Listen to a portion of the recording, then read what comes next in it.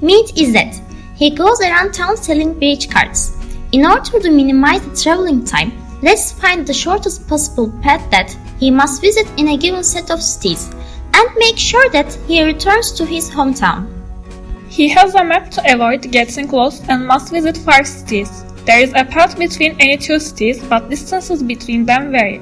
He needs to see all the cities starting from where he is and needs to return to his hometown in the end.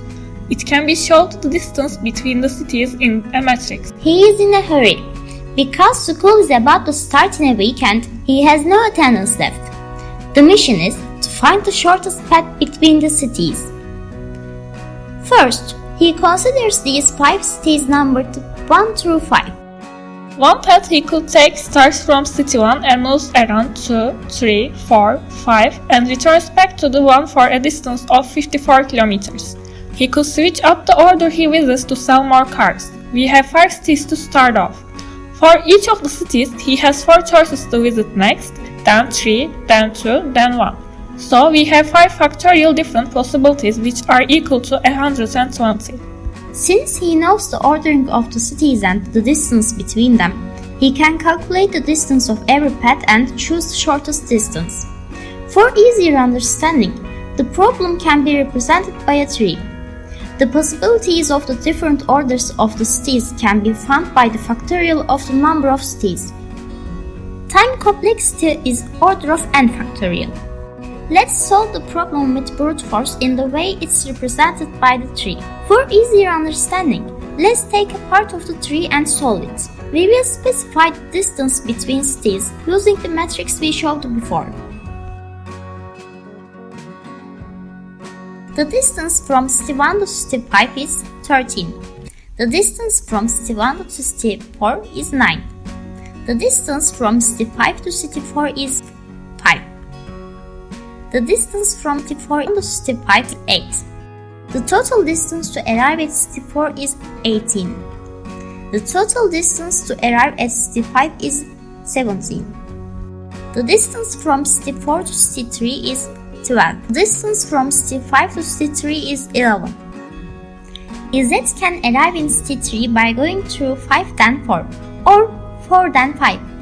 The total distance to arrive at city 3 by going through 5 then 4 is 30. And it is 28 for going through 4 then 5. Z needs to choose the path that has a minimum distance. So, he chooses path 4 and then 5. Distance from city 3 to city 2 is 1.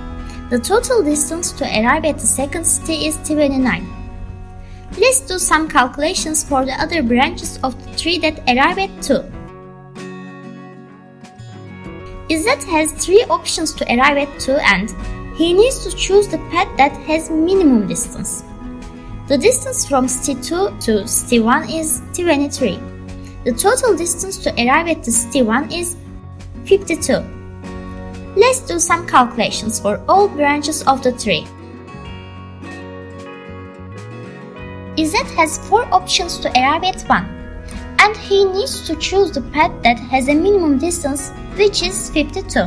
But he is in a hurry and doesn't have time to calculate 120 different possibilities. So, he needs to find a more efficient way to choose the shortest path. He remembered that he had learned dynamic programming in the data processing algorithms course he took last term. Let's think about the problem one more time in a dynamic programming vision. First, he needs to visualize the problem. This is a tree of all possible ways starting from and ending in city 1.